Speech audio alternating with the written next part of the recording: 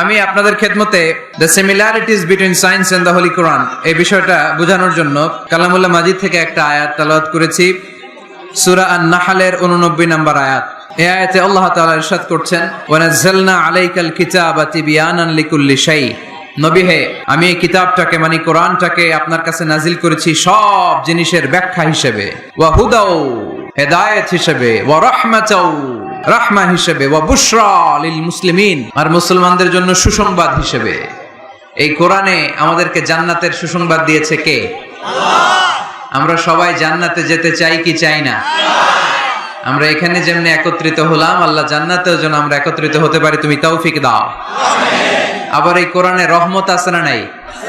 কোরআনের তাফসীর যখন হয়, কোরআনের আলোচনা যখন হয়, কালামুল্লাহ মাজিদ থেকে তেলাওয়াত যখন হয়, বিশ্বাসীরা যদি চুপ করে সে তেলাওয়াত সে তাফসীর শুনে, তাহলে রহমতের বারিধারা আকাশ থেকে নাজিল করে কে? আল্লাহ। রব্বুল আলামিন বলেন, ওয়া ইযা কুরিআল কুরআনু ফাসতামিউ লাহু ওয়া আনসিতু লাআল্লাকুম তুরহামুন। যখন তোমাদের সামনে কোরআনের তেলাওয়াত করা হয়, কোরআন থেকে বর্ণনা দেওয়া হয়, কোরআনের তাফসীর করা হয়, কান দুটো খরগোশের কানের মতো খাড়া করে মনোযোগ দিয়ে ওই আলোচনা শোনো আর একেবারে চুপচাপ থাকো, তাহলে তোমাদের উপর রহমত নাজিল করবে কে? তাহলে কোরআন আমাদের জন্য সুসংবাদ আমরা পেলাম। আবার কোরআন আমাদের জন্য রহমত, mercy, blessings and the bounties from our lord, এটাও পেলাম। এরপরে আল্লাহ বললেন হুদা, কোরআন আমাদেরকে হেদায়েত দেয়। কি দেয়? কোরআনে সব কিছু আছে। কোরআনে ইতিহাসের কথা আছে, তাই বলে কি এটা ইতিহাসের বই? কোরআনে সমাজ বিজ্ঞানের কথা আছে, তাই বলে এটা সমাজ বিজ্ঞানের বই? কোরআনে নবীদের অনেক মজার মজার গল্প আছে, তাই বলে এটা কি গল্পের বই? কোরআনে বিজ্ঞানেরও কথা আছে, তাই বলে কি এটা বিজ্ঞানের বই? না, এটা হেদায়েতের বই। এটা কিসের বই? The Holy Quran leads the way, পথ দেখায়। The Holy Quran guides us to the right sense of direction, কোন দিকে যেতে হবে এটা দেখায়। এটা হুদাল লিল মুত্তাকিন, এটা মুত্তাকিনদের জন্য পথ প্রদর্শনকারী। তো আজকের এই মাহফিলের শুরুতে যে মেসেজটা আপনাদের কাছে ড্রপ করতে চাই, সেটা হচ্ছে কোরআন এটা হেদায়েতের কিতাব। এটা কিসের কিতাব? সবাই বলেন কিসের কিতাব? এটা গাইড দেয় যারা মুত্তাকি তাদেরকে। কোরআনের শুরুতেই আল্লাহ তাআলা এই বিষয়টা আমাদের কাছে ক্রিস্টাল ক্লিয়ার করেছেন, স্পষ্ট করে বলেছেন, যালিকাল কিতাব লা রাইবা ফি হুদাল লিল মুত্তাকিন। This is the book, the most authentic and original and reliable book ever in the world. There is no doubt in it and a guidance to those who are muttaqin. এটা এমন বই যে বইয়ে কোনো ভুল নাই। এই বইয়ে কোনো ভুল আছে? আওয়াজ করে বলেন, কোরআনে কোনো ভুল আছে? কোনো সন্দেহ আছে? সংশয় আছে? হেদায়েতের কিতাব করে মুত্তাকিদের জন্য এটাকে পাঠালো কে? এজন্য রাব্বুল আলামিন বলেন, যালিকাল কিতাবু লা রাইবা ফীহি হুদাল লিল মুত্তাকিন। This is the book, there is no doubt in it. এটা এমন বই যেটাতে সন্দেহ নাই, এটা মুত্তাকিনদের জন্য পথ প্রদর্শনকারী। তাহলে এই কথাটা, এই মেসেজটা আজকে আমাদেরকে মুখস্থ করে নিয়ে যেতে হবে যে কোরআন হেদায়েতের কিতাব। এটা কিসের কিতাব? পথ দেখায়, সত্যের পথ, কল্যাণের পথ, জান্নাতের পথ। ইয়াহদি লিল্লাতি হিয়া আকওয়াম, যে পথটা খুব সুদৃঢ়, খুব মজবুত। কোরআনের এই পথে ডানে বায়ে কোনো মোড় নাই, কোনো ইউটার্ন নাই, কোনো চৌমুহনী নাই, স্ট্রেট ফরওয়ার্ড। এই রাস্তায় যদি দুনিয়ায় আমরা চলতে শুরু করি, এই রাস্তা শেষ হয়ে যাবে জান্নাতুল ফেরদাউসের ভেতরে। আওয়াজ করে পড়ি সুবহানাল্লাহ। এজন্য এই কোরআন থেকে আমাদেরকে হেদায়েত নিতে হবে। এই কোরআন থেকে আমাদেরকে গাইডেন্স নিতে হবে। আমাদের জীবনের চলার পথে যেখানেই আমরা সমস্যায় পড়ব, এই কোরআন থেকে আমাদের গাইডেন্স, হেদায়াত, পথ প্রদর্শন যেটা আল্লাহ তাআলা আমাদের জন্য দিয়েছে, সেটা আমাদেরকে গ্রহণ করতে হবে। কারণ এই কিতাব এমন কিতাব যেটা মানুষকে অন্ধকারচ্ছন্ন একটা পথ থেকে আলোর পথ দেখায়, ঠিক কিনা? বামপন্থীদেরকে ডানপন্থী বানায়, ঠিক কিনা? রব্বুল আলামিন বলেন, আলিফ লাম রা, কিতাবুন আনজালনাহু ইলাইকা লিতুখরিজান নাসা মিনাল যুলুমাতি ইলান নূর। Muhammad I've revealed this book in order to lead the mankind out of darkness into the light. অন্ধকারাচ্ছন্ন মানুষগুলোকে অন্ধকার থেকে বের করে টেনে এনে আলোর পথে উঠিয়ে দেওয়ার জন্য এই কোরআনকে পাঠিয়েছে কে? আল্লাহ। তাহলে আমরা বুঝলাম এটা বিজ্ঞানের কিতাব নয়, যদিও বিজ্ঞান নিয়ে কোরআন কথা বলেছে। এটা ইতিহাসের বই নয়, যদিও অনেক ইতিহাস কোরআনে আছে। এটা গল্পের বই নয়, যদিও নবীদের গল্প পাওয়া যায় এই কিতাবে। এটা হেদায়েতের কিতাব। কিসের কিতাব? আরো জোরে বলতে হবে, কিসের কিতাব? আল্লাহ বলেছেন মা ফাররাতনা ফিল কিতাবি মিন শাই, এই কিতাবে তোমাদের প্রয়োজনীয় জরুরি এমন কোনো কিছু আমি বাকি রেখে দেই নাই। ওয়া নাযালনা আলাইকাল কিতাবা তিবয়ানান লিকুল্লি শাই, মানব প্রয়োজনীয় সব কিছু এই কিতাবের মধ্যে দিয়ে দিয়েছে কে? আল্লাহ। রান্নাঘর থেকে বঙ্গভবন কিভাবে চালাতে হয় আছে না নাই? ঘরে বসে বসে কাঁথা সেলাই থেকে শুরু করে মহাকাশের সূক্ষ্ম কাজ কেমন করে পরিচালনা করতে হয় আছে না নাই? রাজনৈতিক অঙ্গনকে কেমন করে সেটেল করতে হয়, লিড দিতে হয়, সেটাও আল্লাহর কোরআনে আছে না নাই? কিভাবে বিয়ে শাদী করতে হবে আছে না নাই? সমাজে কি করে শান্তি প্রতিষ্ঠা করতে হয় আছে না নাই? তিবয়ানান লিকুল্লি শাই, সব জিনিসের সুস্পষ্ট ব্যাখ্যা, যা বলার আল্লাহ সব বলে দিয়েছে। কোরআন কি শুরু করেছে আল্লাহ বিসমিল্লাহির রহমানির রহিম দিয়ে, মানে বা দিয়ে। কি দিয়ে? কথা বলেন, কি দিয়ে? বা দিয়ে। আর শেষ করেছে সূরা নাস দিয়ে, মিনাল জিন্নাতি ওয়ান নাস। সিন, বা আর সিন মিলালে কি হয়? এবার বাসে চড়ে গুলিস্তান। বাসে চড়ে কই যাব? গুলিস্তান। ওই বাস? ওই বাস নাকি? না, ওই বাস না। এই বাস মানে যথেষ্ট, এনাফ। যা বলা হয়েছে 30 পারা এনাফ। হেদায়েতের জন্য নতুন কিছু লাগবে না। সুবহানাল্লাহ। অনেক সময় হয় না, আমরা খাওয়ার সময় বেশি দিলে আমরা বলি এই লাগবে না, বাস বাস, অনেক হয়েছে, অনেক পাতে অনেক তরকারি, আর দিও না, পারছি না, বাস বাস। বলি নাকি বলি না? বলি। তার মানে হেদায়েতের জন্য, নাজাতের জন্য, জান্নাতের জন্য যা বলা দরকার আল্লাহ সব বলে দিয়েছে। নতুন করে তিনি আর কিছুই আমাদেরকে বলবেন না। তিবয়ানান লিকুল্লি শাই, সব জিনিসের ব্যাখ্যা। তো সেই হিসেবে বিজ্ঞানের কথাও কোরআনে আছে, ঠিক কিনা? আজকে আমরা এটা প্রমাণ করার চেষ্টা করব যে কোরআন আর বিজ্ঞানে কি কি সামঞ্জস্য আছে, মিল আছে কোথায়। What is the similarities between science and Quran? কিছু কিছু জায়গায় অমিল থাকতে পারে, কিছু কিছু জায়গায় অমিল থাকতে পারে। সেক্ষেত্রে সায়েন্সকে ওয়েট করতে হবে, সায়েন্সকে অপেক্ষা করতে হবে। নতুন ইনভেনশন, ডিসকভারিজ কি আসে, they shouldn't jump to the conclusion. বিজ্ঞানে আর কোরআনে কোনো অমিল নেই, দ্বিমত নেই, সবই একরকম। কিছু কিছু ক্ষেত্রে যদি বিজ্ঞান অমিল পায়, then বিজ্ঞান should wait, science should wait unless they get their latest discoveries and invention. তাদের নতুন নতুন আবিষ্কারের জন্য অপেক্ষা করতে হবে, কারণ সায়েন্স প্রতিদিন ইমপ্রুভ করে, ডেভেলপ করে। আজকে একটা পাইছে, কালকে আরেকটা পায়। আগে বলতো সূর্য ঘোরে, পৃথিবী ঘোরে না। এরপর বলতে শুরু করলো পৃথিবী ঘোরে, সূর্য ঘোরে না। এখন বলে সবই ঘুরে। এখন কি বলে? সবই ঘুরে। কিন্তু 1500 বছর আগে আল্লাহ বলে দিয়েছেন ওয়া কুল্লুম ফি ফালাকিন ইয়াসবাহুন, মহাকাশে যা আছে সবকিছুই ঘুরে বেড়াচ্ছে। চিল্লায় পড়ে আল্লাহু আকবার। এজন্য the science shouldn't jump to the conclusion the Quranic information is wrong. কোরআনের তথ্য ভুল, এই কথা বলে যেন সায়েন্স ভুল না করে, কারণ সায়েন্সের অনেক কিছু এখনো আবিষ্কার হয়ে সারে নাই। একটা সময় চিকিৎসা বিজ্ঞানীরা বলতো ক্যান্সারের নাই কোনো অ্যান্সার, কিন্তু এখন আবার বলতেছে না, ক্যান্সারেরও অ্যান্সার খুঁজে পাওয়া যাচ্ছে, ঠিক কিনা? তাহলে বোঝা গেল সায়েন্সের সবচেয়ে ফাইনাল থিওরি হচ্ছে যে সায়েন্সের কোনো থিওরি ফাইনাল না। কথা বোঝেন নাই বোধহয়? সায়েন্সের ফাইনাল থিওরি হচ্ছে যে সায়েন্সের কোনো থিওরি ফাইনাল না। আর কোরআনের ফাইনাল থিওরি হচ্ছে যে কোরআন যেটাই বলেছে সেটাই ফাইনাল। চিল্লায় বলো ঠিক কিনা? যা শুনিয়েছে আমাদেরকে সবটাই ফাইনাল। তো এজন্য কি কি মিল আছে, এরকম সাদৃশ্য অনেক খুঁজে পাওয়া যায়। আজকের এই রাতে এত লম্বা চূড়া আলোচনা সম্ভব হবে না। আমি কয়েকটা বিষয় নিয়ে একটু বোঝানোর চেষ্টা করব যে এগুলোতে মিল খুঁজে পাওয়া যায়। যেমন কসমোলজির নাম তোমরা শুনেছো, কসমোলজির নাম শুনেছো না? সৃষ্টি তত্ত্ব। মহাবিশ্ব কি করে সৃষ্টি হলো? সায়েন্স যা বলেছে কোরআন তাই বলেছে। সুবহানাল্লাহ পড়ে। এমব্রিওলজি, যেটা নিয়ে আমার ছোটখাটো কিছু গবেষণা কর্ম আছে, ভ্রূণ তত্ত্ব, মায়ের পেটে বাচ্চা কিভাবে ডেভেলপ করে, কোরআন যা বলেছে সায়েন্স তাই বলেছে।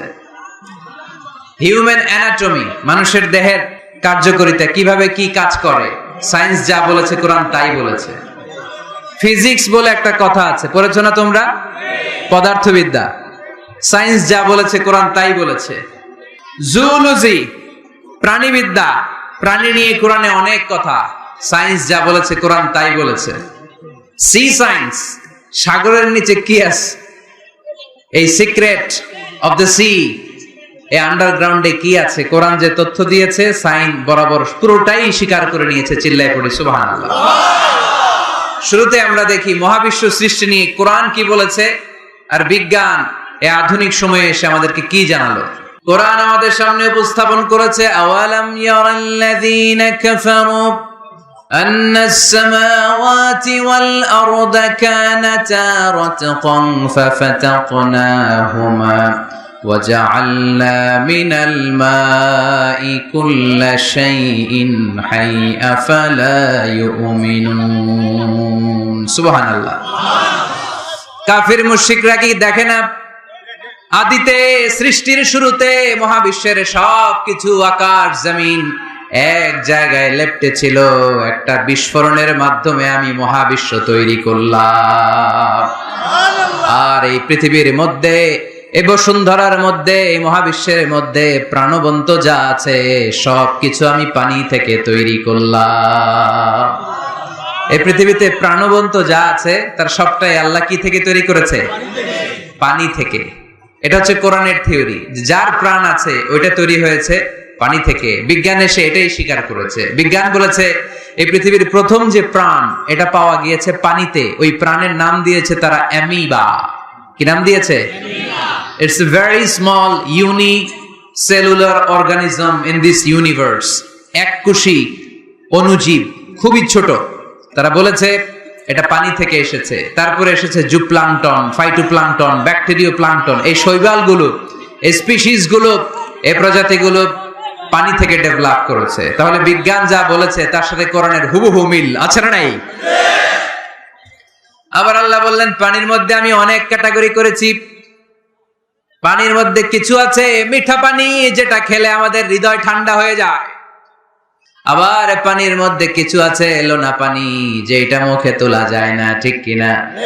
হাদা আযবুন ফুরাত ওয়া হাদা মিলহুন উজাজ। একটা লোনা পানি, একটা মিঠা পানি, দুই সাগরের পানি দুই দিক দিয়ে বয়ে যায়, মাঝখানে অদৃশ্য দেয়াল দিয়ে দিল কে? مرج البحرين يلتقيان بينهما برزخ لا يبغيان فبأي آلاء ربكما تكذبان। লোনা পানির সাগর, মিঠা পানির সাগর বয়ে যায়, মাঝখানে অদৃশ্য দেয়াল, একটা পানি আরেকটার সাথে মিশে না, ঠিক কি না? এই দৃশ্য দেখছেন আপনারা? কোথায় দেখেছেন? চাঁদপুর,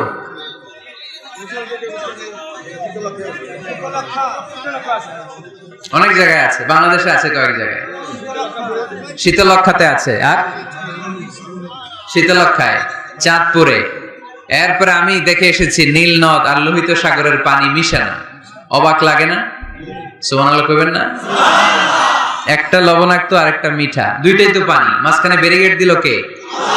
আল্লাহু আকবার। কেন মিশে না? একটা পানির ডেনসিটি হাই আর একটা লো, একটা টেম্পারেচার হাই আর একটা লো, ফলে যদিও পানি একটার সাথে আর একটা মিশে না। এই কারিগরটা কে? তার মানে বিজ্ঞান যা বললো কোরআন হুবহু তাই বলেছে। একটা লোনা পানি আরেকটা মিঠা পানি, একটার সাথে আরেকটা মিশে না। আবার আমাদের এলাকাগুলোর ভেতরে, জেলাগুলোর ভেতরে, থানাগুলোর ভেতরে আল্লাহ লোনা পানির নদী দেয় নাই, ওইখানে দিয়েছে মিঠা পানির নদী। কারণ আমাদের এলাকার ভেতরে, গ্রামের ভেতরে লোনা পানির যদি নদী হতো, আমাদের গাছপালা একটাও টিকতো না, ঠিক কিনা? এই সুন্দর ফুল, সুন্দর ফল, মিঠা নদীর পানি, আল্লাহ তোমার মেহেরবানি। আল্লাহু আকবার। খালাকা ফাসাওয়া কদ্দারা ফাহাদা। যেখানে যতটুকু পানির দরকার ততটুকু দিলেন। পেঁয়াজের ভেতরেও পানি দিলেন, রসুনের ভেতরেও পানি দিলেন, ক্ষীরার ভেতরেও পানি দিলেন, তরমুজের ভেতরেও পানি দিলেন, আবার ডাবের ভেতরেও পানি আছে না নাই? আন্না সাবাবনাল মাআ সাব্বা। যতটুকু ঢালা দরকার ততটুকু দিছে। আল্লাহু আকবার। পেঁয়াজের ভেতরে যতটুকু সিক্ততা, তরমুজের ভেতরে ততটুকু না। তরমুজের ভেতরে যতটুকু পানি, আপেলের ভেতরে ততটুকু না। আবার আমড়ার ভেতরে যতটুকু পানি, আমের ভেতরে ততটুকু না। সুবহানাল্লাহ। আন্না সাবাবনাল মাআ সাব্বা। এই পানিটা H2O, হাইড্রোজেনের 2টা মলিকিউল আর অক্সিজেনের 1টা মলিকিউল। কি আজীব কথা, দুইটাই গ্যাস, দুইটাই কি? কিন্তু দুই গ্যাস একসাথে মিলাইলে পানি হয়ে যায়। আল্লাহু আকবার। এজন্য আল্লাহ বললেন, ওয়াজআলনা মিনাল মাই কুল্লা শাইইন হাই। পানি থেকে আমি প্রাণবন্ত সব কিছু বানালাম। এই পানির অপর নাম জীবন। আবার যদি পানি বেশি হয়ে যায় তখন মরণের সম্ভাবনা আছে না নাই? বন্যা এই দেশে হয় কি হয় না? নূহ আলাইহিস সালামের উম্মাহকে অবিশ্বাসের কারণে, গাদ্দারির কারণে আল্লাহ এই প্লাবন দিয়ে, পানি দিয়ে শেষ করে দিয়েছেন। এজন্য পানি দেখলেই এটা যে বাঁচার কারণ, বাঁচার মাধ্যম এমনটা নয়। এই পানি দিয়ে আল্লাহ আমাদেরকে শায়েস্তাও করতে পারেন, পানিশমেন্টও করতে পারেন, শাস্তিও দিতে পারেন, আযাব আর গজব দিয়ে তলিয়েও দিতে পারেন, ঠিক কি না?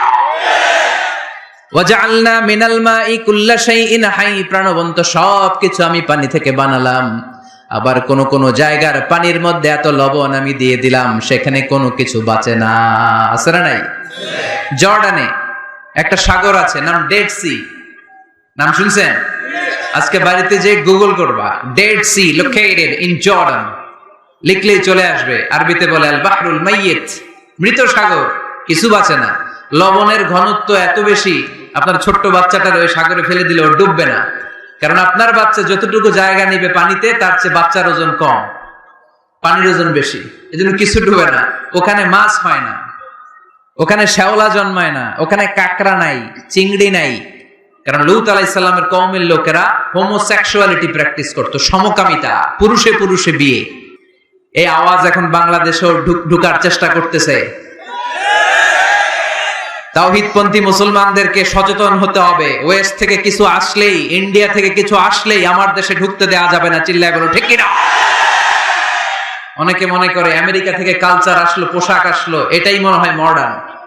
ইন্ডিয়া থেকে নতুন পোশাক আসলো, এটাই মনে হয় মডার্ন। নো, ইসলামের চেয়ে মডার্ন, আধুনিক গোটা বিশ্বে দ্বিতীয় কিছু নাই। চিল্লায় বলো ঠিক কিনা? এজন্য সাবধান। এদেশে অলরেডি একটা অর্গানাইজেশন হয়েছে, রেইনবো, রংধনু। এরা ছেলে ছেলেতে বিয়ে করতে চায়, মেয়ে মেয়েতে বিয়ে করতে চায়। আমরা তাওহীদি জনতা বেঁচে থাকতে বাংলার জমিনে এটা হতে দেব না। চিল্লায় বলো ঠিক কিনা? ওয়াজআলনা মিনাল মাই কুল্লা শাইইন হাই। পানি থেকে প্রাণবন্ত সবকিছু তৈরি করলো কে? আল্লাহ। আবার আল্লাহ বললেন, কাফেররা কি দেখে না? আকাশ জমিন সব একসাথে ছিল, মহাবিস্ফোরণের মধ্য দিয়ে আমি মহাবিশ্ব তৈরি করেছি। এই বিস্ফোরণটার নাম কি বলতো? Big bang. মাশাআল্লাহ, কেমন শ্রোতা দেখছেন? সায়েন্সের সবকিছু নিয়ে বসছে আজকে। Big bang. স্টিফেন হকিং একটা বই লিখেছে, a brief history of time. সেখানে সে যে তথ্য দিয়েছে কোরআনের সাথে very similar to the concept of Stephen Hawking. Stephen হকিংও এই কথা বলেছে। সে বলেছে মহাবিশ্ব সৃষ্টির আগে সবকিছু একটা অণুর ভেতরে ছিল, হাই সিঙ্গুলারিটি, সবকিছু এক জায়গায় ছিল। ফাফাতাকনাহুমা, এক বিশাল আওয়াজের মাধ্যমে, এক বিস্ফোরণে মহাবিশ্ব সৃষ্টি হলো। ওই আওয়াজটার নাম ছিল কুন। আওয়াজটার নাম ছিল কি? ইন্নামা আমরুহু ইযা আরাদা শাইআন আন ইয়াকুলা লাহু কুন ফায়াকুন। আমরা বাংলায় বলি না কুন ফায়াকুন? কুন ফায়াকুনের মালিক কে? আল্লাহ। তিনি বলতে দেরি, হতে দেরি হয়। কুন, হাও, হয়ে যায়। বি, ইট ওয়াজ। আল্লাহ যখন বলেছেন কুন, এই আদিতে সব মিলে থাকা এই মহাবিশ্বের সবকিছু এক মহা বিস্ফোরণের মাধ্যমে গোটা বিশ্বে ছড়িয়ে পড়লো, গোটা বিশ্বে ছড়িয়ে ঘুরতে আরম্ভ করলো। এই বিস্ফোরণের ছোট্ট একটা কণার নাম পৃথিবী, এই মহা বিস্ফোরণের ছোট্ট একটা কণার নাম মঙ্গল, এই মহা বিস্ফোরণের ছোট্ট একটা কণার নাম বৃহস্পতি, এই মহা বিস্ফোরণের ছোট্ট একটা কণার নাম সূর্য। এরকম কত হাজার অযুত লক্ষ নিযুত কোটি কণা বড় বড় তারকা রূপে মহাবিশ্বে ঘুরে বেড়াচ্ছে, আল্লাহ ছাড়া এর খবর কেউ রাখে না। এগুলো যে কত বিশাল, এগুলো নিয়ে আমাদের চিন্তা করা দরকার। আমরা মনে করি আমি মনে হয় বড়, আমার চেয়ে ক্ষমতাধর কেউ নাই, আমি দাপটওয়ালা, আমার এলাকা এটা আমার, খালি আমার আমার কয়, আছে না নাই? তোর কি বেটা, কিসের মালিক তুই? সবকিছুর মালিক কে? যেই বাড়িটাতে আজকে আমি থাকি, এটার আগে আমার বাবা ছিল, তার আগে দাদা ছিল, আমার পরে আমার ছেলে থাকবে, আমার নাতি থাকবে। এটার আসল মালিক আমি না, আমার ছেলে না, গোটা বিশ্বের আসল মালিক একজন সত্তা, তিনি কে? এজন্য সব আমার আমার এরকম দাপটওয়ালা কথা যেন আমরা না বলি। অহংকারীদেরকে আল্লাহ পছন্দ করে না। বিনয়ীদের মর্যাদা আরশ পর্যন্ত নিয়ে যায় কে? মান তাওয়াদা লিল্লাহি ইল্লা রাফাআহুল্লাহ। যে নিচের দিকে নামতে চায় আল্লাহ ওরে টাইনা উঠায়, আর যে লাফায় লাফায় ওঠে থাপ্পড় মেরে আল্লাহ এত নিচে নিবে পৃথিবীর কেউ কল্পনা করতে পারবে না। ওই শয়তানের চেয়ে নিচে চলে যায়। চিল্লায় বলেন ঠিক কিনা? এজন্য অহংকার যেন আমরা না করি, দাম্ভিকতা যেন না দেখে, আমরা যেন একটু চিন্তা করি এই যে বিস্ফোরণের মাধ্যমে গোটা বিশ্ব সৃষ্টি হলো, এটার তুলনায় কত ছোট্ট আমি, কত ক্ষুদ্র আমি। আমরা আজকে এই প্যান্ডেলে মাতোয়াইলে বসে আছি, তাই না? মাতোয়াইল তো ইউনিয়ন নাকি? কোন থানায় পড়ছে? যাত্রাবাড়ি। যাত্রাবাড়ি হচ্ছে ঢাকার একটা থানা। এই যাত্রাবাড়ির মধ্যে এটা একটা ইউনিয়ন। এই প্যান্ডেলটাই কি মাতোয়াইল ইউনিয়ন? আরো আছে না নাই? কত ছোট্ট একটা জায়গায় বসে আছি। আর যাত্রাবাড়ি হচ্ছে ঢাকার একটা থানা। ঢাকা হচ্ছে আমাদের 64 জেলার একটা জেলা। এই 64 জেলা নিয়ে আমাদের বাংলাদেশ পৃথিবীর সবচেয়ে বড় একটা দেশ। কি বলেন? কত ছোট জানেন? ওয়ার্ল্ড ম্যাপে আমাদের বাংলাদেশ লেখার জায়গাটা অনেক। BA পরে ইন্ডিয়ার উপরে, NG পরে বাংলাদেশের উপরে, LADESS আবার ইন্ডিয়ার উপরে। এত ছোট। আমাদের প্রতিবেশী দেশ ভারত আমাদের চেয়ে অনেক গুণ বড়, রাশিয়া প্রায় 100 গুণ বড়। তাহলে কত বড় বড় দেশ আছে। এরকম 200টা দেশ নিয়ে আমাদের এই বসুন্ধরা, আমাদের এই পৃথিবী। আবার এই 200টা দেশ মিলে এই পৃথিবীর 30 ভাগ, বাকি 70 ভাগ শুধু পানি। তার মানে মহাবিশ্বের সবচেয়ে বড় গ্রহের নাম পৃথিবী, তাই না? এত বড় হওয়ার পরও এটা বড় হইতে পারে নাই। পৃথিবী যে কত ছোট এটা কল্পনা করলে অবাক হতে হয়। বৃহস্পতি একটা গ্রহ আছে, আমাদের সৌরজগতের গ্রহ। আপনারা দেখবেন গুগল করলে একটার থেকে আরেকটার সাইজ কত বড়। বৃহস্পতি আমাদের চেয়ে অনেক বড়। যেই সূর্যের আলোতে সকালবেলা পৃথিবীটা আলোকিত হয়, এই সূর্যটা পৃথিবীর চেয়ে 13 লক্ষ গুণ বড়। সুবহানাল্লাহ মাহফিল শেষে কয় গুণ বড়?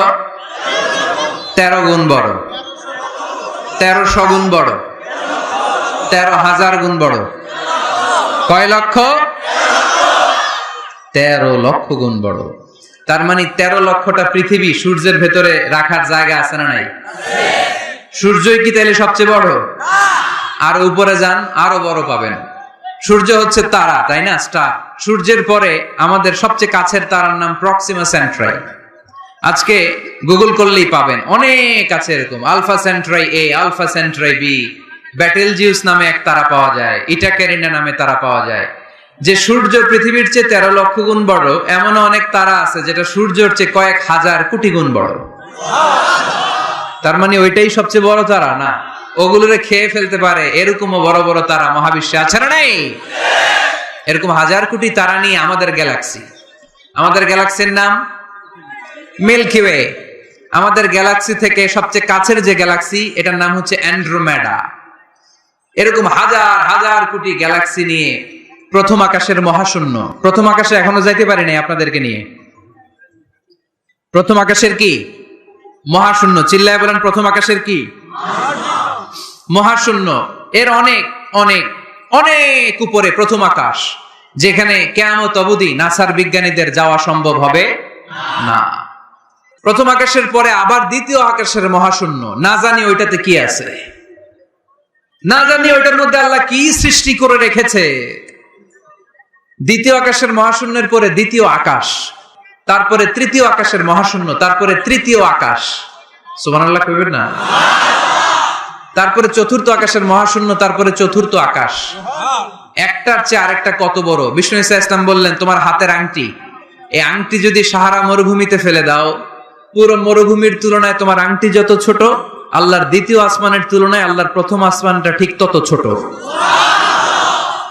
তাহলে এই আসমান, এই আরশ, এই কুরসি, আমার আল্লাহর জাত ও সত্তা, এই মহাবিশ্বের তুলনায় পৃথিবীটা কতটুকু, বাংলাদেশ কতটুকু, যাত্রাবাড়ি কতটুকু, মাতুয়াইল কতটুকু, প্যান্ডেলটা কতটুকু, আর আমি না খানদান কতটুকু, কত নগণ্য আমি, কত ক্ষুদ্র আমি, কত তুচ্ছ আমি। মহাবিশ্বের তুলনায় আমি নাই, মহাবিশ্বের তুলনায় আমি নাই। এক লোক ব্যাংকে টাকা তুলতে গেছে, 5,000 টাকা। কয় টাকা?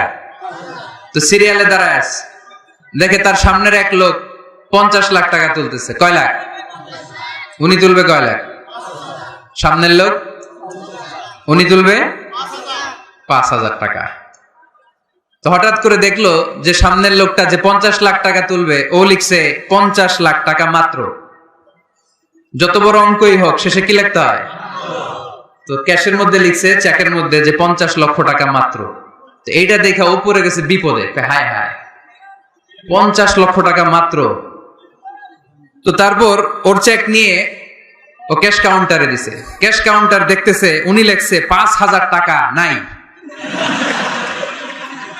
5,000 টাকার পরে কি লিখছে? নাই। তো ক্যাশে যে বসছে, কি ভাই ঘটনা কি? এত এত ক্লায়েন্টের সাথে ফিনান্সিয়াল ট্রানজাকশন হ্যান্ডেল করি, আমার জীবনে কাউরে তো টাকার সংখ্যার পরে নাই লিখতে দেখি নাই, ঘটনাটা কি? তো সে বলতে শুরু করলো, ভাই আমার আগে দেখলাম একজন 50 লাখ টাকা তুলছে, তো 50 লাখ টাকা যদি মাত্র হয়, আমার 5,000 তো নাই। তো এই যে মহাবিশ্বের বর্ণনা যে তোমাদেরকে শোনালাম, এগুলো যদি চিন্তা করি, আমি আছি? আমি নাই, কিছুই না আমি, কত তুচ্ছ আমি, কত নগণ্য আমি। এই মহাবিশ্বকে মহা বিস্ফোরণের মাধ্যমে তৈরি করেছে কে?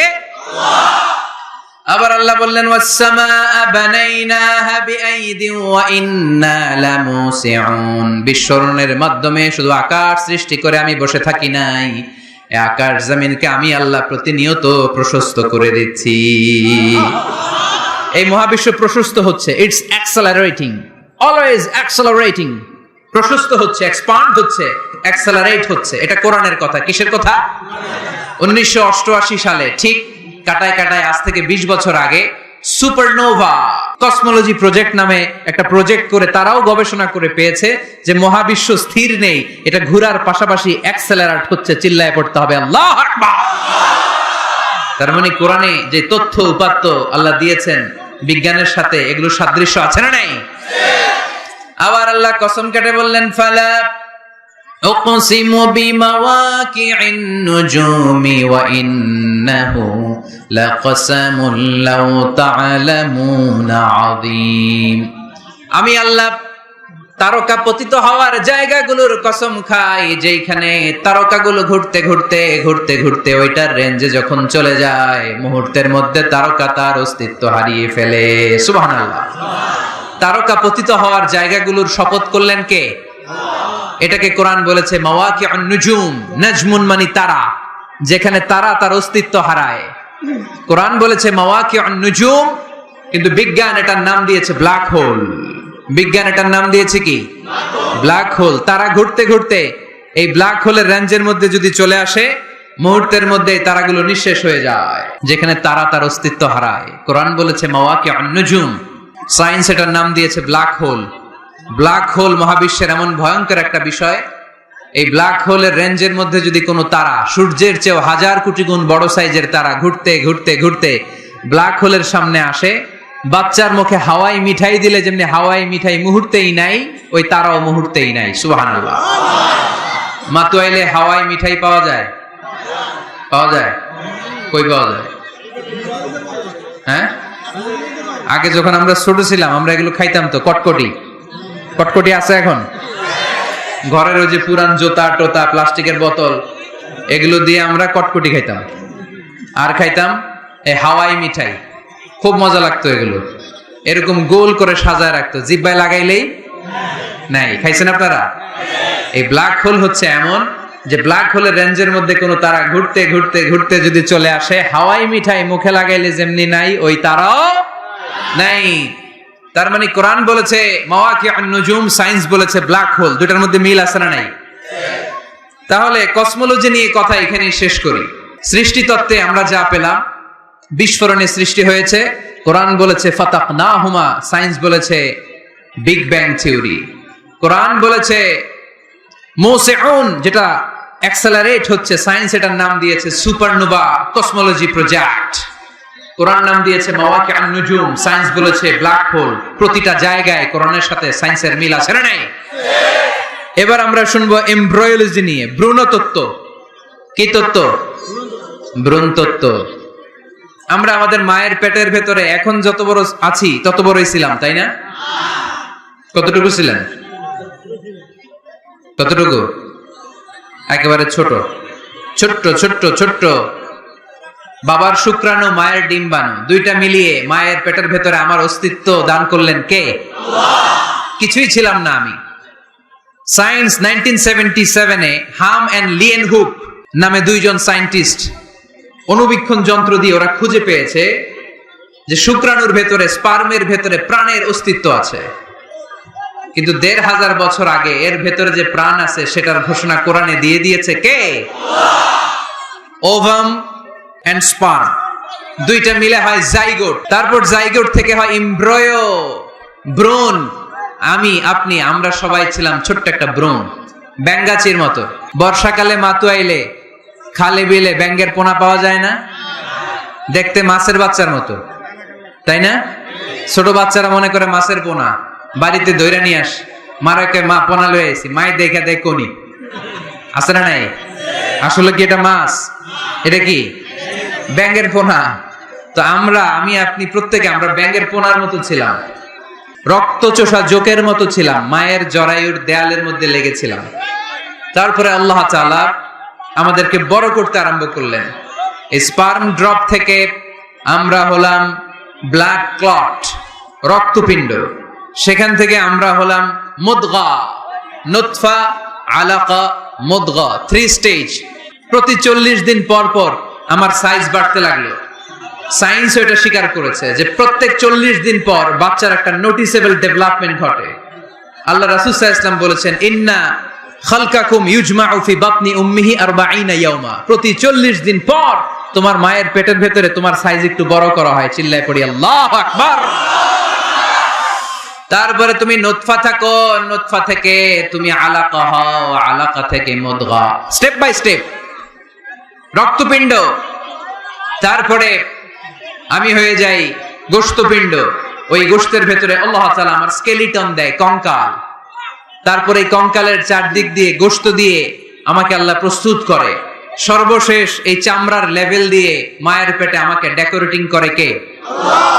ওয়ালাকাদ খালাকনাল ইনসানা মিন সুলালাতিন মিন তিন সুম্মা জাআলনাহু নুতফাতান ফি ক্বারারিম মাকিন ثم خلقنا النطفة علقة فخلقنا العلقة مضغة فخلقنا المضغة عظاما فكسونا العظام لحما ثم أنشأناه خلقا آخر فتبارك الله أحسن الخالقين. পড়েন আল্লাহু আকবার।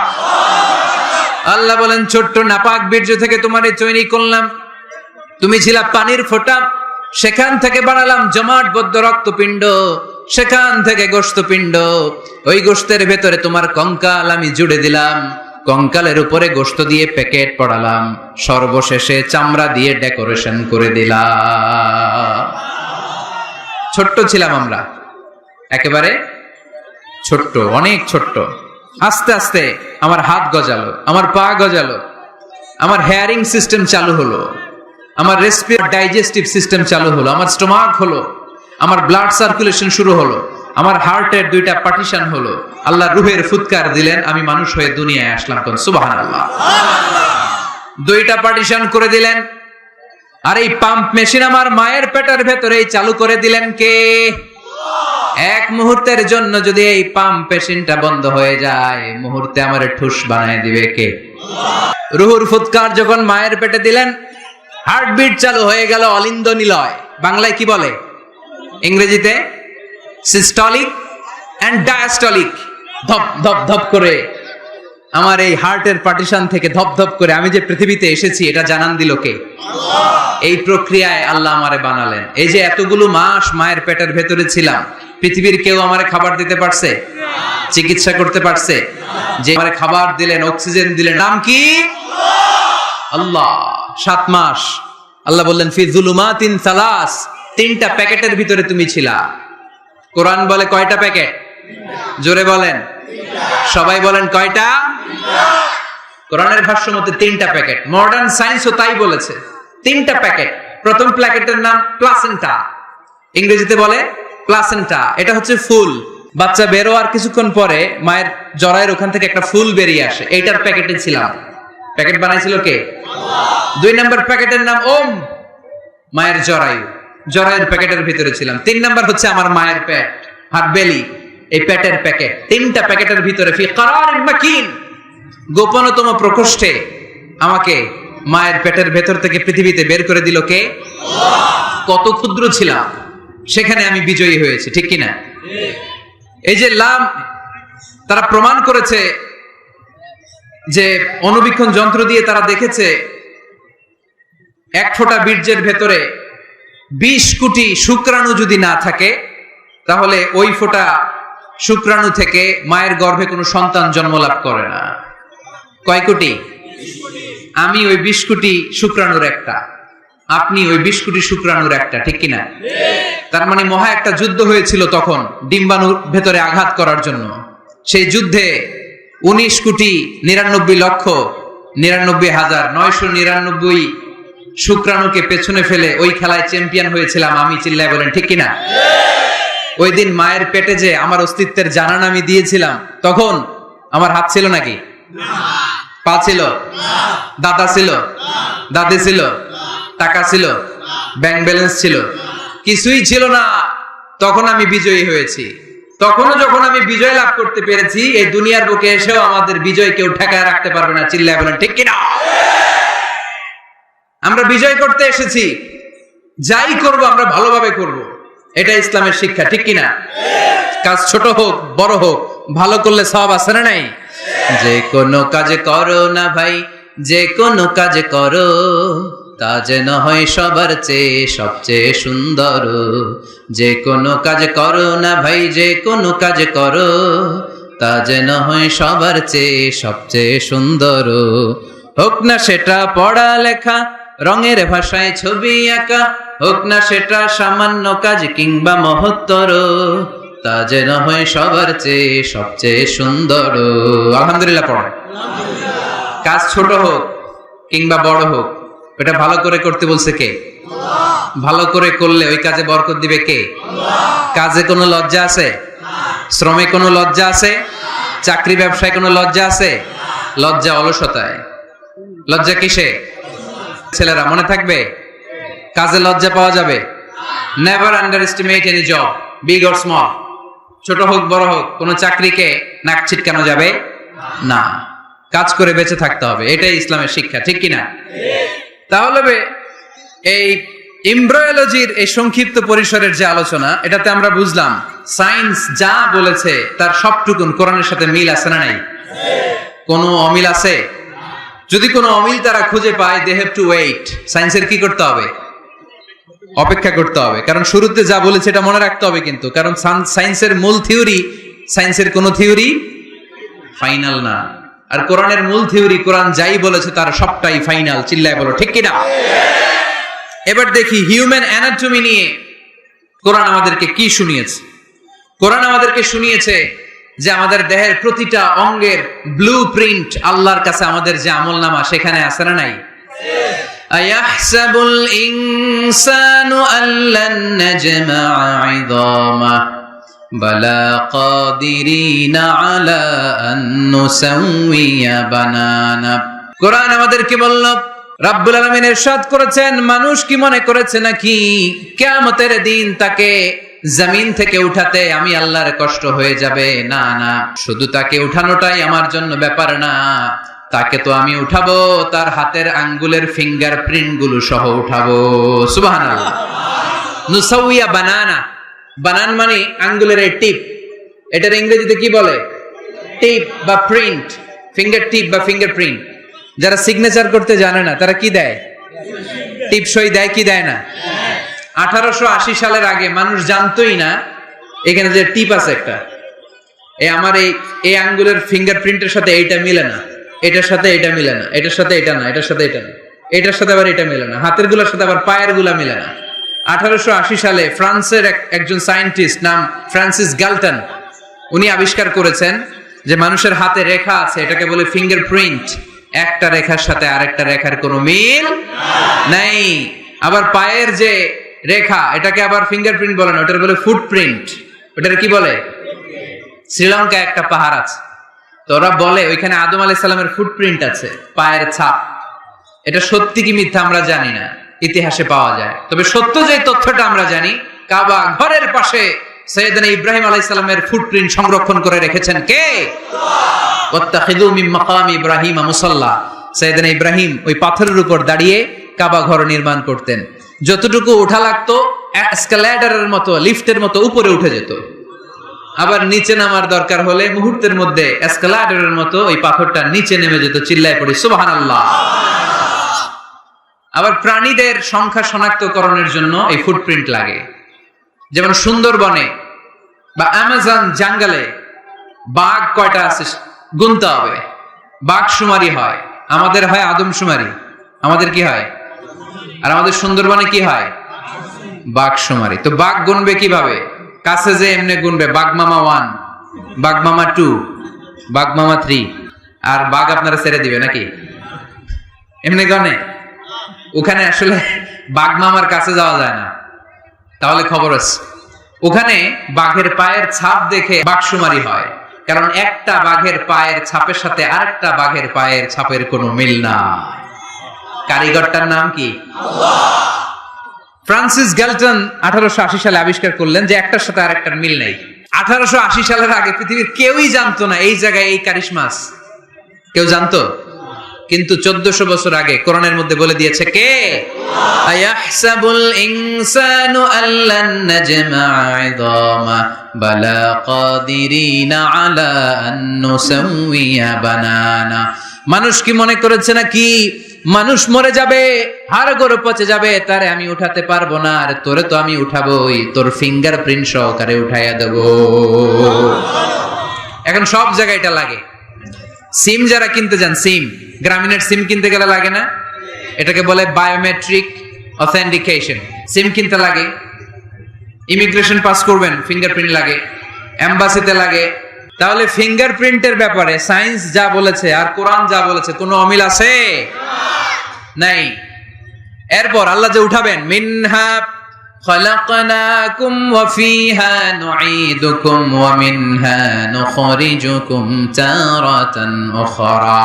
মাটি থেকে বানালাম, মাটি থেকে তোমাদেরকে তৈরি করলাম, মাটির কবরে তোমাদেরকে শুইয়ে দিলাম, আবার মাটির কবর থেকে হাসরের মাঠে আমাদেরকে তুলে ফেলবেন কে?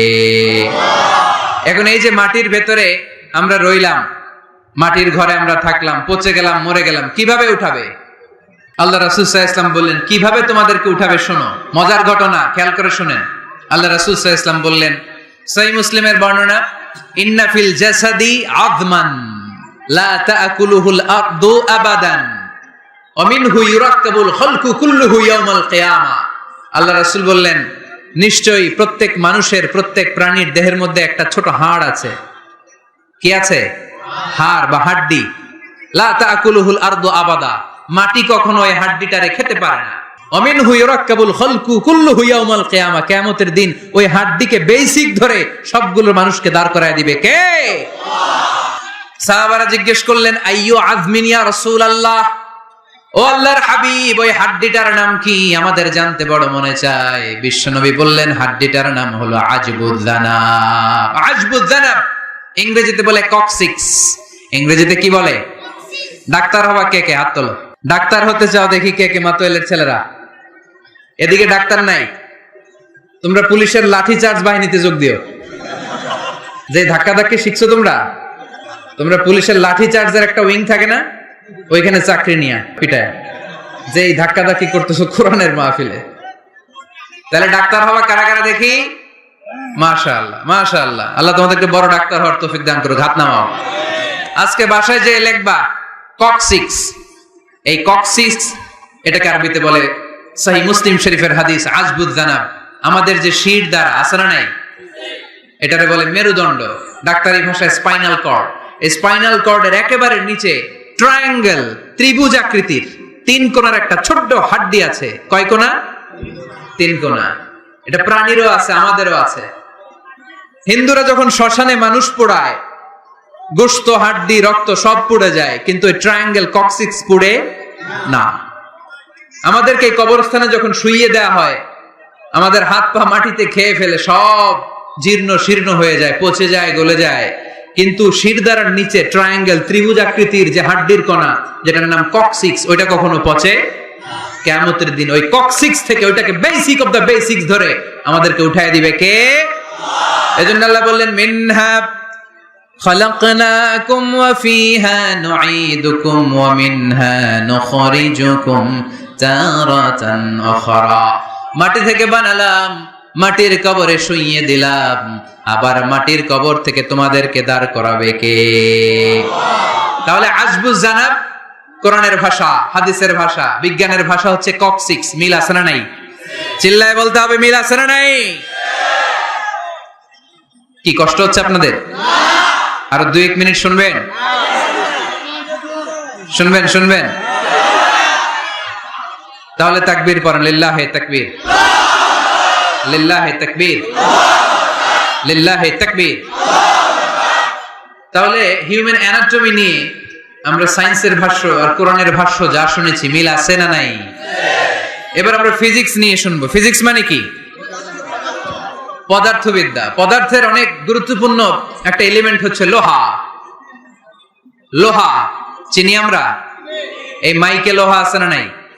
লোহা ছাড়া মাইক বানানো যায়, বাড়ি বানানো যায়, গাড়ি বানানো যায়, ক্যামেরা বানানো যায়, মোবাইল বানানো যায়, প্লেন বানানো যায়, কম্পিউটার বানানো যায়। লোহা ছাড়া কিছুই হয় না, ঠিক কিনা? যেহেতু লোহা ছাড়া কিছুই হয় না, এই জন্য লোহার নামে আল্লাহ কোরআনে একটা সূরা দিয়ে দিলেন। সুবহানাল্লাহ। বাড়িতে গিয়ে বললেন ওই সূরাটার নাম, আরো জোরে, মাশাআল্লাহ, আল হাদিদ। আল্লাহ বললেন, ওয়া আলান্না লাহুল হাদিদ, ও দাউদ, তোমার জন্য লোহারে আমি নরম বানিয়ে দিলাম। ফিহি বাসুন শাদীদ ওয়া মানাফিউ লিন-নাস ওয়া আনজালনাল হাদিদা ফিহি বাসুন শাদীদ ওয়া মানাফিউ লিন-নাস।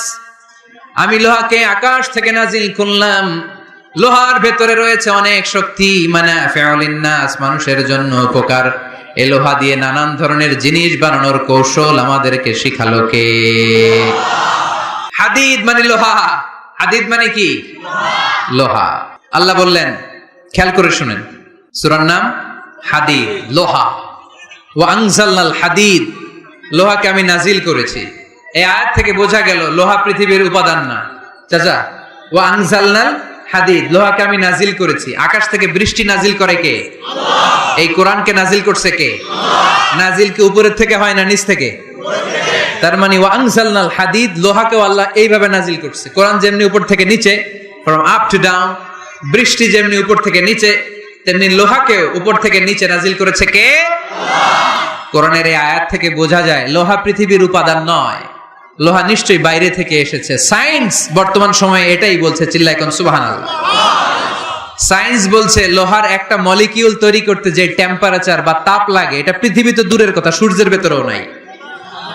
1 কোটি ডিগ্রি সেলসিয়াসের তাপমাত্রা ছাড়া লোহার কোন অণু পৃথিবীতে তৈরি হওয়া সম্ভব না। চিল্লায় বলো ঠিক কিনা? এত বেশি তাপমাত্রা, সৌরজগতের সব গ্রহ নক্ষত্রের তাপমাত্রা একসাথে মিলালেও চলবে না। তার মানে কোরআন যা বলেছে আর সায়েন্স যা বলেছে মিল আছে না নাই? এরপরে কোরআন পাহাড়ের ব্যাপারে বলেছে, ওয়াজআলনাল জিবালা আওতাদা, আমি পাহাড়গুলোরে পেরেকের মতো জমিনে ঢুকিয়ে দিয়েছি। সুবহানাল্লাহ। তাহলে পাহাড়কে আল্লাহ তাআলা পেরেকের সাথে তুলনা করলেন। কিসের সাথে? পেরেক চিনেন? সবাই চিনেন? কি করে পেরেক দিয়ে? কাঠের ভিতরে ঢুকে না, দেয়ালে ঢুকে। তাহলে আল্লাহ পাহাড়গুলোরে বললেন পেরেক। আচ্ছা, পেরেক যখন আমরা কাঠের ভিতরে ঢুকাই, পুরো পেরেকটা কাঠের ভিতরে ঢুকে যায়, উপরে শুধু কি থাকে? মাথাটা থাকে, ঠিক কিনা? তার মানে আমরা যে পাহাড় দেখতে পাচ্ছি এটা পাহাড়ের মাথা। পুরো পেরেক যেমনি কাঠের ভিতরে, পুরো পাহাড়টা আছে মাটির ভিতরে। চিল্লায় পড়ি আল্লাহু আকবার। জমিনে আমরা দৃশ্যমান এই পৃথিবীতে খালি চোখে যে পাহাড় দেখতে পাই, এটা আসল পাহাড় না, এটা পাহাড়ের মাথা। যেমনি পেরেক যখন কাঠের ভিতরে ঢুকে দেই, পুরো পেরেকটা কাঠের ভিতরে ঢুকে যায় কি যায় না? পেরেক নিয়ে যখন আমি হাতুড়ি দিয়ে মারলাম, পুরো পেরেকটা কই যায়? কাঠের ভিতরে, তাই না? তার মানে খালি চোখে যে পাহাড় দেখি, এটা পেরেকের মাথা যেমনি একটু দেখা যায়, এটা পাহাড়ের মাথা। আসল পাহাড় মাটির ভেতরে, উপরে যদ্দূর দেখা যায় তার কমসে কম 10 গুণ পাহাড় মাটির ভিতরে রেখে দিয়েছে কে?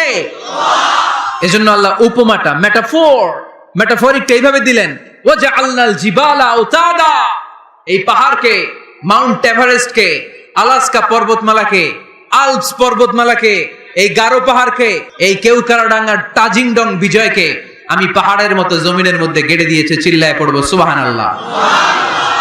আবার আল্লাহ বললেন, ওয়ামিনাল জিবালি জুদাদুম বিদুন ওয়া হুমরুম মুখতালিফুন আলওয়ানুহা ওয়া গরাবিবু সুদ, পাহাড়ের মধ্যে কোন পাহাড় আমি বানিয়েছি ধবধবে শুভ্র সাদা, কোন পাহাড় আমি বানিয়েছি রক্তিম লাল, কোন পাহাড় আমি বানিয়েছি কুচকুচে কালো। 3 কালারের পাহাড়। কয় কালারের? মৌলিক ভাবে ধবধবে শুভ্র সাদা পাহাড়, অথবা রক্তিম লাল পাহাড়, অথবা কুচকুচে কালো পাহাড়। আপনি পৃথিবীর পাহাড়গুলো নিয়ে যদি গবেষণা করেন, বিভিন্ন রঙের পাহাড় আপনি দেখবেন। আমি তো পৃথিবীর অনেক জায়গায় পাহাড় দেখেছি। মিশরে আমি তুর পাহাড়ের চূড়ায় উঠেছি। ওখানে যেখানে মুসা আলাইহিস সালামের কাছে আল্লাহ নূরের তাজাল্লি দিয়ে ফোকাস করেছেন, পাহাড়টার নাম তুর পাহাড়। 2 বার আমি উঠেছি এটার চূড়ায়। উঠতে আমার অনেক কষ্ট হয়েছে। ওখানে উঠে ফজরের সালাত পড়ে আমি খেয়াল করে দেখলাম তুর পাহাড়ের আশেপাশের পাহাড়গুলো কোনোটা খয়েরি, কোনোটা কালো, কোনোটা লাল, কোনোটা ধূসর। আল্লাহু আকবার। এক এক পাহাড়কে এক এক রং দিয়ে তৈরি করলো কে? পৃথিবীতে চায়না নামে একটা দেশ আছে না? চায়না একটা শহর আছে গানজু। কি নাম? আজকে যে গুগল করবা, the গানজু city located in China, চায়নাতে অবস্থিত গানজু শহরে একটা পাহাড় আছে। এই পাহাড়ের নাম রেইনবো মাউন্টেন। কি নাম? মানে রংধনুর পাহাড়। রংধনুর কয় রং? সবাই কন, আরো জোরে। 7 রং না? আমরা ছোটবেলায় মুখস্থ করতাম, বেনিয়া সহকলা, বেনিয়া সহকলা। এই 7 রঙের পাহাড় ওখানে দেখা যায়। এক জায়গায় 7 রঙের পাহাড়। সুবহানাল্লাহ কইতে পারলেন না? মজা করে। বানালো কে?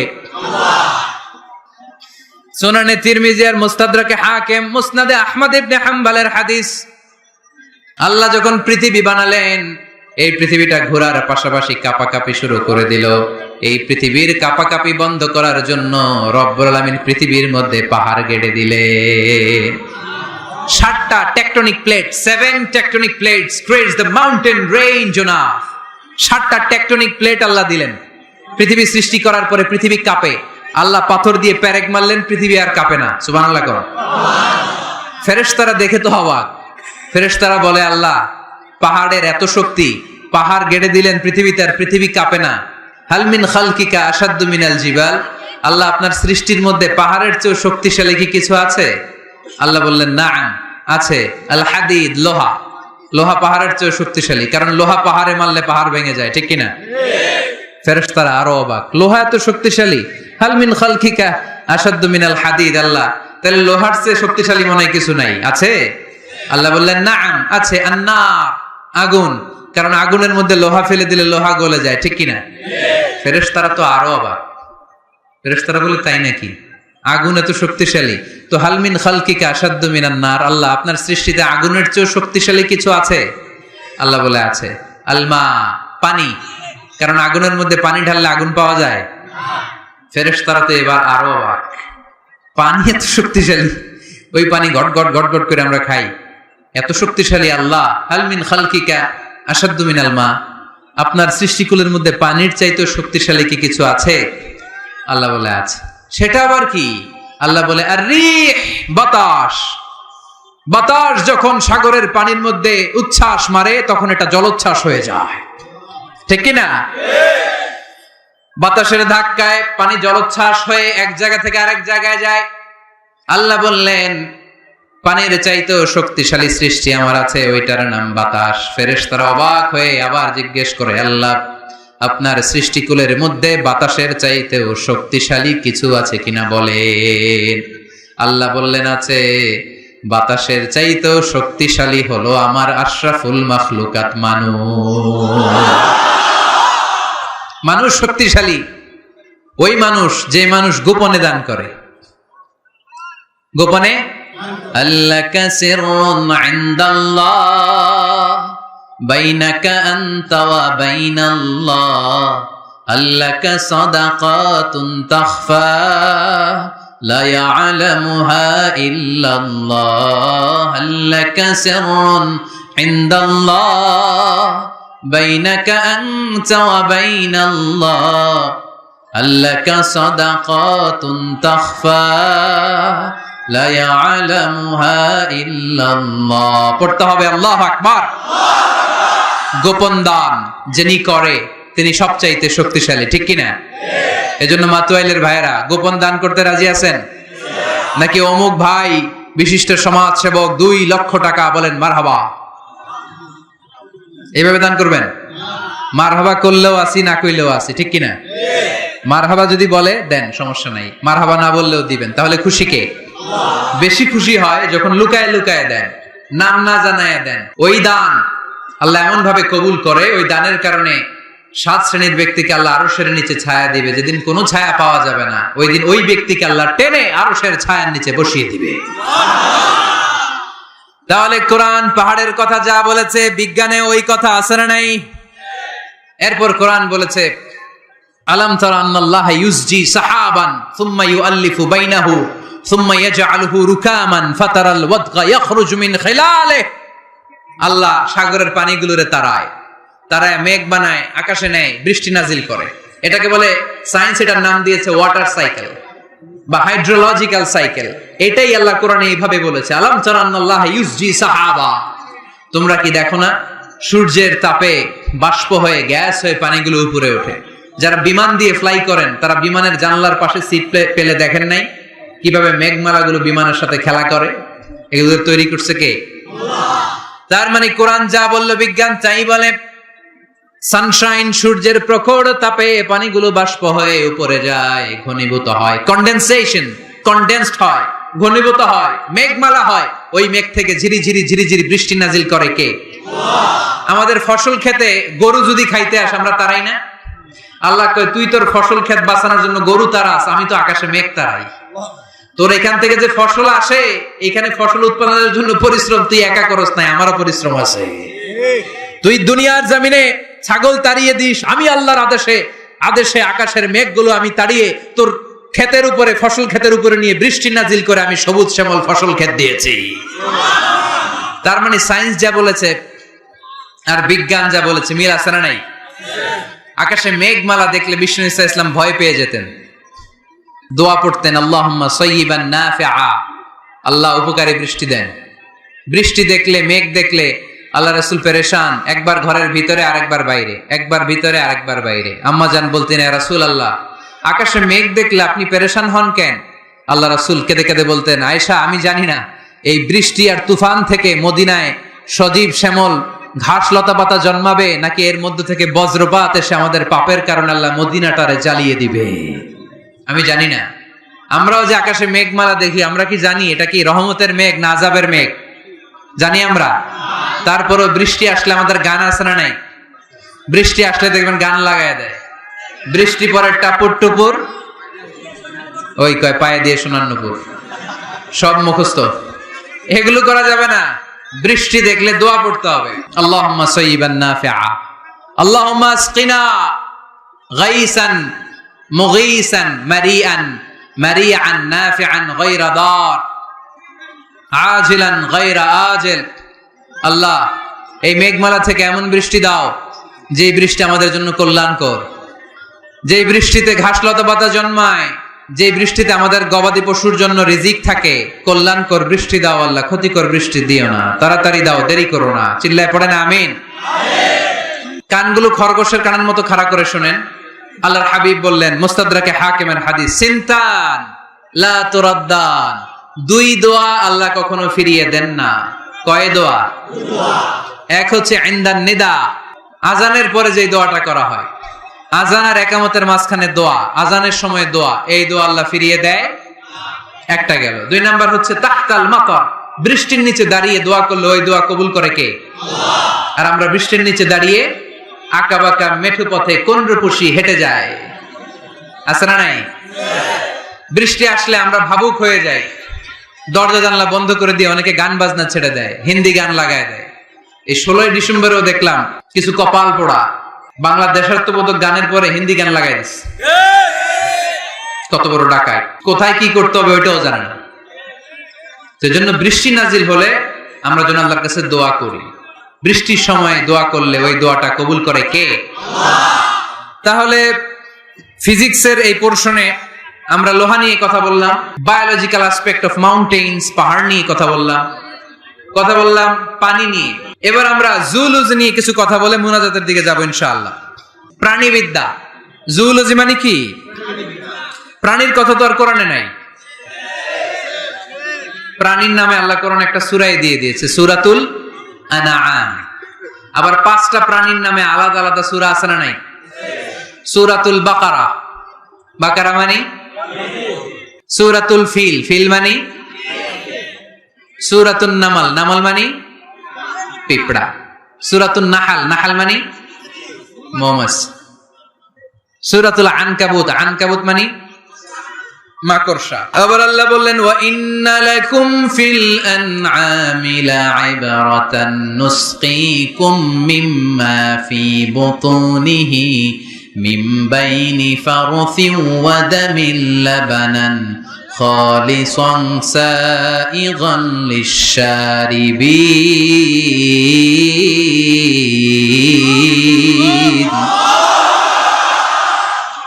প্রাণীর পেটের ভেতর থেকে আমি তোমাদের জন্য একটা লিকুইড পদার্থ বের করি, মিন বাইনি ফারসিন ওয়া দামিন লাবানা।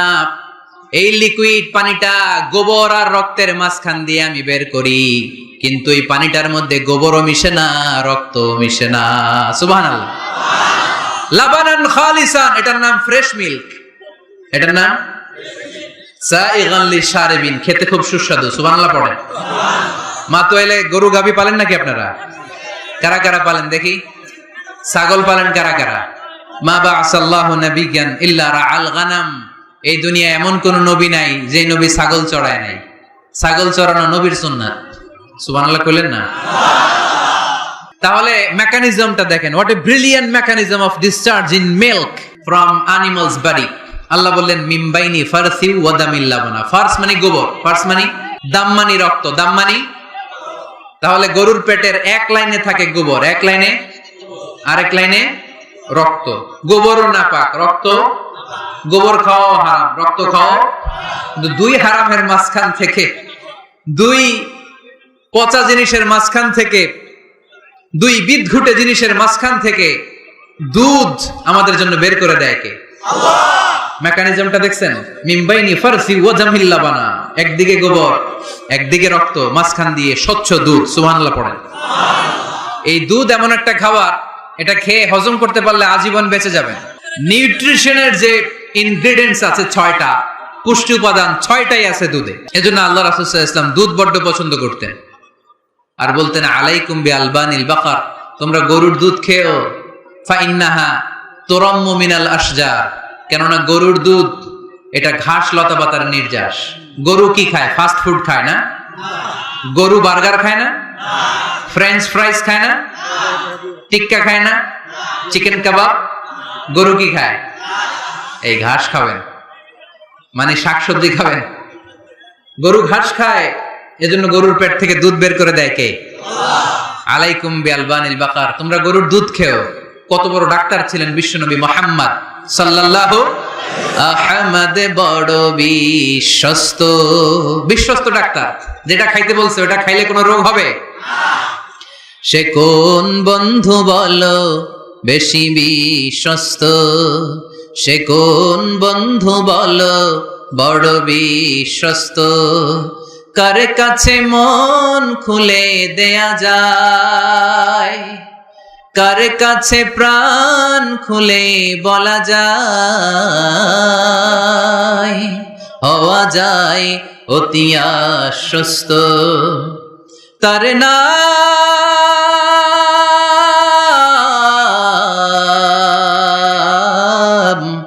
আহমদ, বড় বিশ্বস্ত। সুবহানাল্লাহ পড়ে। এমন বিশ্বস্ত নবী যেটা খাইতে বলছে ওইটা খাইলে ডাইরেক্ট অ্যাকশন। কালিজিরা খেতে বলতেন, মধু খেতে বলতেন, লাউ খেতেন। লাউ খেলে পেট যত ঠান্ডা থাকে, পৃথিবীর কোনো খাবার এত ঠান্ডা হয় না পেট, ঠিক কি না? এজন্য বিশ্বনবী বলছেন আলাইকুম বিআলবানিল বাকার, গরুর দুধ খাবা, ফাইন্নাহা তুরাম্মু মিনাল আশজার, কেননা গরুর ভেতরে আল্লাহ ঘাস পাতার মাধ্যমে দুধ বানায়। আবার বিশ্বনবী বললেন মেরাজের রাতে জিব্রাইল 3টা মগ এনে আমার হাতে দিয়েছিল। এক মগের মধ্যে ছিল পানি, আরেক মগের মধ্যে ছিল মদ, আরেকটা মগের মধ্যে ছিল দুধ। 3টা দিয়ে আমার টেস্টিং শুরু করে দিছে, টেস্টিং করতেছে। বিশ্বনবী ধরেন তো কোনটা ধরবেন? বিশ্বনবী দুধেরটা ধরলেন। কোন? সুবহানাল্লাহ। সাইয়েদনা জিব্রাইল বললেন আখাসতাল ফিতরা, নবী আপনি যেমন ধরছেন তেমন, আপনি যেমন, আপনার স্বভাব যেমন, নিয়েছেনও তেমন। এজন্য দুধ খাবেন, বাচ্চাদেরকে দুধ খাওয়াবেন। অনেক মায়েরা বাচ্চাদেরকে বুকের দুধ খাওয়াতে চায় না, ডানু খাওয়ায়, ল্যাকটোজেন খাওয়ায়, সিরালাক খাওয়ায় না। আমার মায়েরা, আমার সম্মানিত বোনেরা, বাচ্চাদেরকে দুধ খাওয়াবেন। ওয়াল ওয়ালিদাতু ইরদি'না আওলাদাহুন্না হাওলাইন, 2 বছর খাওয়াবেন, কামিলাইন, পরিপূর্ণ। লিমান আরাদা আন ইউতিম্মার রাদাআ, কারণ মায়ের বুকের দুধের প্রথম দিক থেকে যে দুধটা বের হয় এটাকে বলে শাল দুধ। এই শাল দুধের মধ্যে অনেক ন্যাচারাল ভ্যাকসিন আছে। ডাক্তাররা বলেছে বাচ্চাদের ব্রেইন, হাড্ডি শক্ত হওয়া, মেমোরি শার্প হওয়া, উদ্যম আর উজ্জীবিত হওয়ার জন্য, সজীব আচরণের হওয়ার জন্য মায়ের বুকের দুধটা খুবই জরুরি। এটা অবশ্যই খাওয়াবেন। আর এই মায়ের বুকের দুধের ভেতরে আল্লাহ বাচ্চার জন্য প্রথম টিকাটা ফ্রি দিয়ে দিছে। বাচ্চার জন্য কিছু টিকা দেয়া লাগে না, যক্ষা, এটা সেটা, প্রথম টিকাটা ফ্রি। প্রথম টিকাটা আল্লাহ দিয়েছে মায়ের বুকের দুধের ভিতরে। এজন্য নিজেরাও দুধ খাবো, বাচ্চাদেরকেও মায়ের বুকের দুধ খাওয়াইতে হবে, ঠিক কিনা? গরুর দুধের ভিতরে অনেক পুষ্টি আছে, হজম করতে পারলে অনেক পুষ্টি। আমরা যেন বেশি বেশি দুধ পান করি, আল্লাহ তুমি তৌফিক দান করো। তাহলে দুধের এই কথা কোরআনে যা আছে, সায়েন্স তাই বলছে। কোরআন বলছে 1500 বছর আগে, সায়েন্স এখন খালি ঘোষণা দিতেছে বাচ্চাদের দুধ খাওয়ান, গরুর দুধ খান, এটাতে উপকার আছে। তার মানে এই প্রাণীকুলের ব্যাপারে প্রাণীবিদ্যার যে তথ্য, কোরআন আর বিজ্ঞান মিল আছে না নাই? এরপরে কোরআন বলেছে মধু খাও। وَأَوْحَى رَبُّكَ إِلَى النَّحْلِ أَنِ اتَّخِذِي مِنَ الْجِبَالِ بُيُوتًا وَمِنَ الشَّجَرِ وَمِمَّا يَعْرِشُونَ ثُمَّ كُلِي مِنْ كُلِّ الثَّمَرَاتِ فَاسْلُكِي سُبُلَ رَبِّكِ ذُلُلًا يَخْرُجُ مِنْ بُطُونِهَا شَرَابٌ مُخْتَلِفٌ أَلْوَانُهُ فِيهِ شِفَاءٌ لِلنَّاسِ إِنَّ فِي ذَلِكَ لَآيَةً لِقَوْمٍ يَتَفَكَّرُونَ।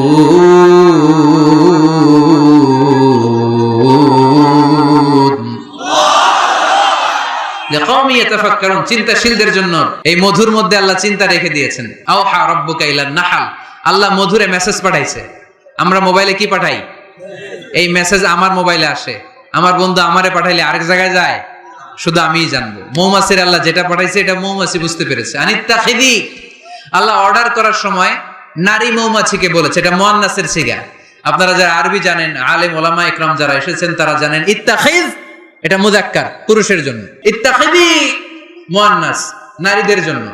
আল্লাহ মৌমাছিকে যখন বলেছেন মৌচাকের বাসা বাঁধো, তখন আল্লাহ পুরুষ মৌমাছিরে বলে নাই, বলছে নারী মৌমাছিকে। কোন মৌমাছিকে? কার্ল ভন ফ্রেশ নামে একজন অস্ট্রিয়ান বিজ্ঞানী, এই সায়েন্টিস্ট গবেষণা করে দেখেছে মৌচাকের বাসার মধ্যে পুরো মৌমাছির সব কার্যক্রমের প্রধান যে থাকে এটা পুরুষ মৌমাছি না, এটা নারী মৌমাছি।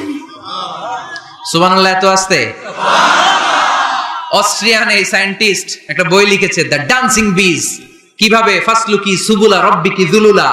এইখানে মৌচাক আর মধু আনতে যায় 5 মাইল দূরে, এরপরে আবার এই রাস্তাটা চিনে মৌমাছি যে আসে ওর এই রাস্তা চিনায় দেয় কে?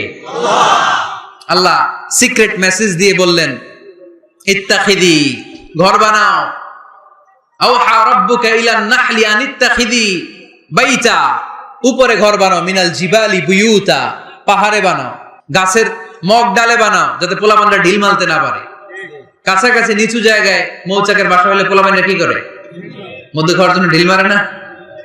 আল্লাহ দেখেন কিভাবে সিক্রেট মেসেজ দিল যে নিচে তুমি তোমার মৌচাকটা করো না, উপরে বানাও।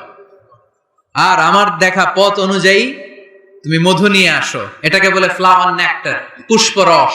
মধু এত ভালো কেন? এর কারণ মৌমাছি যখন পুষ্পরস বা ফ্লাওয়ার নেক্টার সে নিয়ে আসে, সে ফলের রস আনে, সে ফুলের রস আনে, সে বনাজি গাছ থেকে আনে, ঔষধি গাছ থেকে আনে, হার্বাল ট্রি থেকে আনে। এজন্য মধুর চেয়ে ঔষধি গুণ সম্পন্ন কোন ন্যাচারাল লিকুইড পানীয় পৃথিবীতে আবিষ্কার হয় না। চিল্লায় কোন সুবহানাল্লাহ। ফাসলুকি সুবুলা রব্বিকি যুলুলা, এগোতে থাকো, তারপরে মধুগুলোকে নিয়ে বাসার মধ্যে রাখো। এই আয়াত থেকে প্রমাণ হয় পুষ্পরস সংগ্রহ করে মধু এটাকে খেয়ে ফেলে, এমন না মুখ দিয়ে এনে মৌচাকে রেখে দেয়, না, এটা খেয়ে ফেলে। খেয়ে পেটের ভেতর একটা চেম্বার আছে, আলাদা একটা চেম্বার, ওইখানে এনজাইম দিয়ে এটাকে সমৃদ্ধ করে। তারপর একটা টিউব আছে এটার পেছনে, টিউব দিয়ে মৌচাকের ভেতরে মধুকে পৌঁছে দেয় আমাদের জন্য। কোন সুবহানাল্লাহ।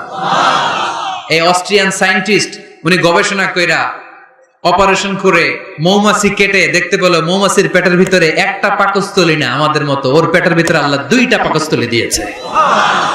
একটা তার নিজের খাবারের পাকস্থলী, আর একটা আমাদের জন্য যে মধু এনে এটাকে এনজাইম লিকুইড দিয়ে সমৃদ্ধ করবে, ওইটার জন্য আরেকটা পাকস্থলী। চিল্লায় পড়তে হবে আল্লাহু আকবার। এজন্য মধু খেতে রাজি আছেন তো? বিষ্ণু ঈসা ইসলাম ফ্রেশ মধু খেতেন, দুর্গন্ধযুক্ত মধু বিশ্বনবী সাল্লাল্লাহু আলাইহি সাল্লাম কখনো খেতেন না। আর বিষ্ণু ঈসা ইসলাম বলতেন, আলাইকুম বিশিফা আইন, তোমরা 2টা শিফা নাও। কোরআনে এই মেসেজটা খেয়াল রাখবেন, কোরআনে কালামুল্লাহ মাজিদে 2টা বিষয়ের ক্ষেত্রে আল্লাহ শিফা শব্দ যোগ করেছেন। এক হচ্ছে স্বয়ং কোরআনের ক্ষেত্রে আল্লাহ বলেছেন এটাতে আছে শিফা, আর মধুর ক্ষেত্রে বলেছেন মধুতে দিয়েছি আমি শিফা। এজন্য বেশি বেশি মধু খাওয়ার দরকার আছে না নেই? কত ধরনের মধু যে পৃথিবীতে পাওয়া যায়, ব্ল্যাক হানি, হোয়াইট হানি, ক্রিমড হানি, অর্গানিক হানি, এগুলো খুঁজে খুঁজে খাবেন। আজকে মধু খাইছেন কে কে? দেখি হাত তোলেন। মাশাআল্লাহ, আমিও খেয়ে আসছি আপনাদের সাথে। প্রতিদিন মধু খাইতে হবে শীতকালে। আজকে শীত পড়ছে না অনেক? মধু খেয়ে যদি আপনি কাজ শুরু করে দেন, শীত বাবাজি আপনার কাছে আসতে পারবেন। বিষ্ণু ঈসা ইসলাম মধু খেতে আমাদেরকে উৎসাহিত করেছেন। তার মানে এমন বিশ্বস্ত নবী আমার, যেটা খেতে বলেছেন এটা খেলে আমাদেরকে সুস্বাস্থ্য দান করবে কে? তার মানে প্রাণীবিদ্যায় আমরা কোরআন থেকে যে তথ্য পেয়েছি, এই তথ্যের সাথে বিজ্ঞানের তথ্যের মিল আছে না নাই? কোনো অমিল আছে? কিন্তু বিজ্ঞান যদি কোনো অমিল খুঁজে পাওয়া যায়, বিজ্ঞানী বাবাজিদের কি করতে হবে? কি করতে হবে? They have to wait unless they get their final discoveries, the latest and modern invention. তাদের নতুন ইনভেনশন যতক্ষণ না আসে বসে থাকতে হবে, কারণ তোমাদের কথা ফাইনাল না। বিজ্ঞানের সবচেয়ে বড় থিওরি যে বিজ্ঞানের কোনো থিওরি ফাইনাল না, আর কোরআনের সবচেয়ে বড় থিওরি কোরআন যাই বলেছে তাই মনে থাকবে। এজন্য আজকের এই সংক্ষিপ্ত আলোচনা থেকে আমরা বুঝতে পারলাম যে বিজ্ঞান আর কোরআনে কোনো অমিল নেই, আছে শুধু মিল। আমরা আজকে কসমোলজি নিয়ে শুনেছি, মানে সৃষ্টি তত্ত্ব, কিভাবে সৃষ্টি হলো মহাবিশ্ব। এমব্রয়োলজি নিয়ে শুনেছি, কিভাবে আমরা তৈরি হয়েছি, ভ্রূণ তত্ত্ব। হিউম্যান অ্যানাটমি, আমার দেহের নাট বল্টু কোথায় কি আছে। শুনেছি ফিজিক্স নিয়ে, পদার্থবিদ্যা। শুনেছি জুওলজি নিয়ে, প্রাণীবিদ্যা। এই 5টা পয়েন্টে সংক্ষিপ্ত পরিসরে যা আপনাদেরকে শোনালাম, আরো অনেক আছে, scientific indications, natural phenomena and cosmic symbols. এই 5টাতে আজকে আমরা সায়েন্সের আলোকে প্রমাণ করে দেখাতে পেরেছি যে কোরআনে আর বিজ্ঞানে কোনো অমিল নেই, আছে শুধু সাদৃশ্য। চিল্লায় বলো ঠিক কি না? এজন্য কোনো কিছু যদি বিজ্ঞানী ভাইয়েরা অমিল পান, ওয়েট, বসেন, রিল্যাক্স, চা খান, ঠান্ডা মাথায় চিন্তা করেন, আরো গবেষণা করেন, যেটা অমিল পাইছেন গবেষণা বেশি বেশি করলে ওইটাও মিল পেয়ে যাবেন, ঠিক কিনা? এজন্য বিজ্ঞানের আবিষ্কার যত বাড়বে কোরআন বোঝা ততই সহজ হবে, বিজ্ঞান যত আগাবে ততই কোরআনের দিকে সেজদায় লুটিয়ে পড়বে, চিল্লায় বলে ঠিক কিনা? আর কোরআন এটা বিজ্ঞানের বই না, এটা কিসের কিতাব? সবাই বলেন। এখান থেকে সমাধান নেওয়ার দরকার আছে না নাই? জীবন সমস্যায় আমরা কোরআন থেকে সমাধান নিব, কারণ কোরআন আমাদেরকে সঠিক জীবন দর্শন শিক্ষা দেয়। আল্লাহ আমাদের সবাইকে কথাগুলো বোঝার ও আমল করার তৌফিক দান করুক, আমরা পড়ি আমিন।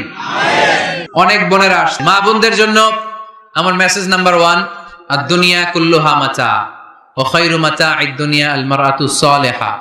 এই পৃথিবীতে আমরা যা দেখি সব সম্পদ, আর এই সম্পদের মধ্যে সবচেয়ে দামি সম্পদ হচ্ছে নেককার নারী।